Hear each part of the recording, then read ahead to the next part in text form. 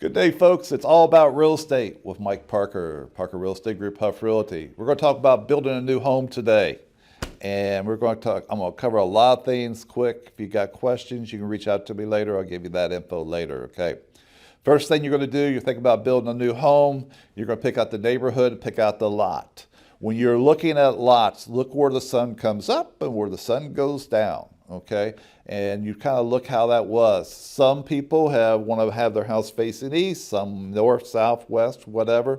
Look at those lots. Do you want a walkout lot where your basement where there's a walkout?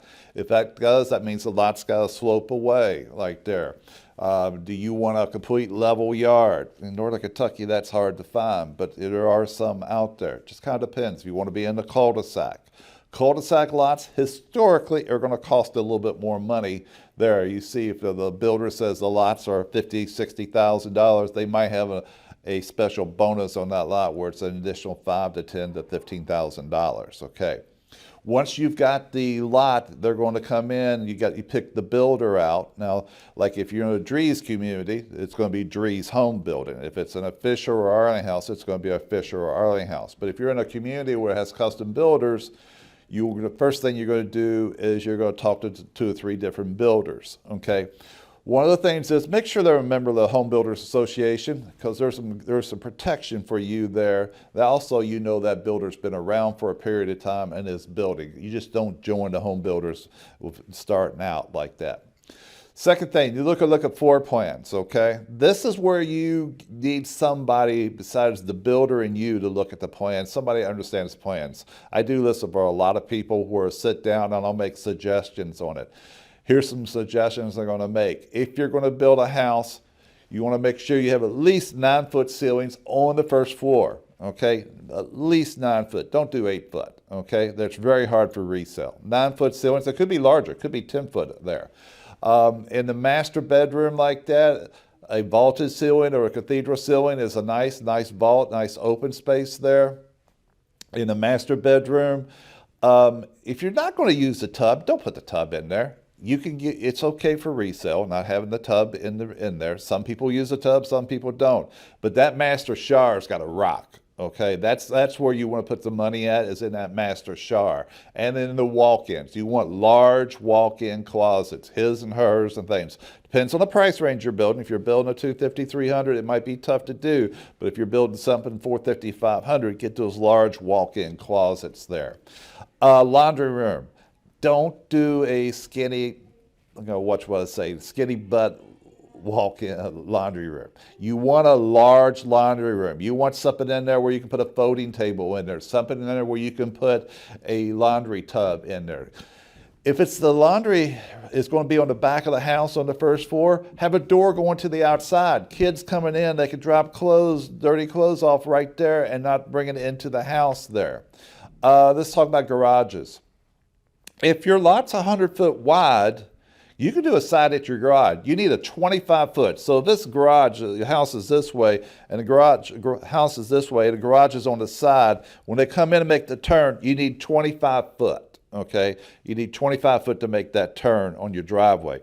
Now, this is a big deal, what I'm about to say. When I built my custom house years ago, everybody else in the community, it was a Dries community, was a single driveway, and then it flared out. From the street, have a 2-car garage, a two-car driveway comes in there. If you got teenagers, people coming and going, last thing you want to do is have to run out and move cars. So you want, from the street, have to where 2 cars are on the driveway right there. That's a big deal right there. Let's see, can lights. It should be can lights everywhere, okay? And set that up. That's one of the things most people don't do when they're building a house. They don't put enough can lights into the ceiling. And they don't put enough electrical outlets. By code, I think it's every 8 feet that you go. Don't quote me on that, but I think it's every 8 feet you need an electrical plug. Most people don't put enough plugs in, okay? High tech today, all the TVs are high tech and everything like that. Don't assume that you're going to put it over the fireplace. Set up a second place where you can do it off to the right or left. You might have the fireplace in the corner and you want to use the wall for the TV like that. Have that set up there. We talked about the electrical outlets there. Kitchen.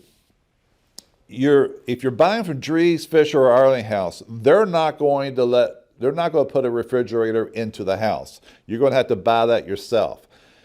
Depending on shortages of what type of refrigerator you want, that refrigerator might have to be put on order. So if your house is going to be done, say, mid-September, this right about now in early summer, I would be talking to the Home Depot, Lowe's, or whoever you're going to get your appliances through. How long is it going to take to get the refrigerator you want in? The last thing you want to do is move into your new house and now have a refrigerator. You hear a lot of people talking about granite versus quartz. I like quartz better because it has a 10-year warranty on it. Check with the supplier, whoever you're getting. Granite is something you have to seal every year. It's a 1-year warranty, okay? If you get granite, make sure, I repeat, make sure that you look at the slab of where you're going to get the granite piece. Don't look at a little chip and make a decision. You want to see the slab of granite, because the reason being is those things have veins that run through them, because don't expect the whole cabinet, the whole slab to look all one way. You want to see the slab of the granite. Quartz, not as much like that. Let's talk about yard. You'll see these black snakes, these off the gutters, these big black plastic things here that run the water away from the house, which is good. You want that to happen. I would get those buried. Depending on the neighborhood and depending on the county, the builders sometimes are not allowed to do that. The zoning people want that water on the ground, what they call ground surface water. They won't bury it. But after that, you can have somebody bury those black snakes and get those out right there. Depending on the builder you use, they will either seed and straw, or they might go ahead and they will use sod. Now, like Dries and Fisher right now, they're doing the front yard all the way back to the front corner. They are sodding the front yard, and then the rest of it is seed and straw, okay? So what they'll do is they'll seed and straw it. It's your responsibility to water it, and first year, you got to water that sucker, okay? You got to make a lot of water on there. And let's just say you moved in the springtime or early summer. When it gets October, November, you want to reseed it. Find out what type of seed they used. Go buy that, and then you want to reseed it yourself. And hopefully you'll get some snow that year that will pack it down a little bit and moisture it right there. And the second year, you'll have a great yard come out like that. I would always buy a house, build a new house with a front porch on it, okay? And the same way with the back door, have a covered deck from there. One of the reasons why, it keeps the weather off the door. You'd be amazed, when you replace that door, you gotta replace the whole outfit, and it's not cheap, okay? And if you got no porch over there and weather's hitting that front door, it will rot out after a number of years. No ifs, ands, or buts about that. So one of the things, having a front porch that will protect. If you're going to put a front porch on, don't put a 3-foot or a 4-foot where you can't even sit. Put something there that is usable like that. I've got a list of other things I can go over like this. If you got any questions about building, and here's a good thing too, I can take you to a builder and there's no cost from me. They belong to the Home Builders Association. The realtor and the Home Builders Association have an agreement. X% would be paid to Huff Realty like that, and there is no cost for my service. You walk in with me or you walk in by yourself, it is the same price. There is not an escalation because of the commission like that. If you have any questions, feel free to reach out to me.